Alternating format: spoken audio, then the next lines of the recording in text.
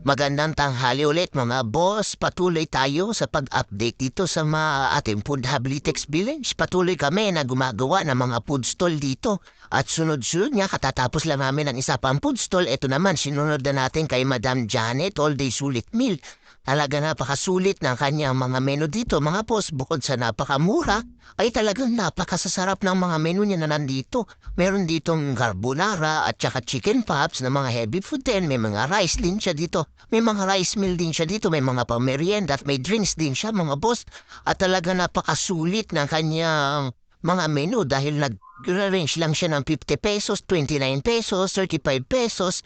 Talagang pang student meal siya mga boss na talagang sigurado matutuwa yung mga estudyante natin dito na halos kapitbahay lang natin ng eskwelahan dito dahil hindi na sila lalayo pa para sa kanilang mga meal.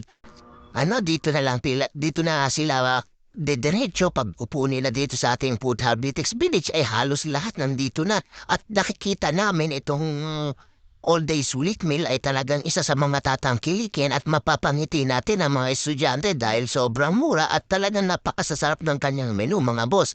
O paano mga boss, sa susunod na mga food stall, i-update ulit namin kayo. Bye-bye!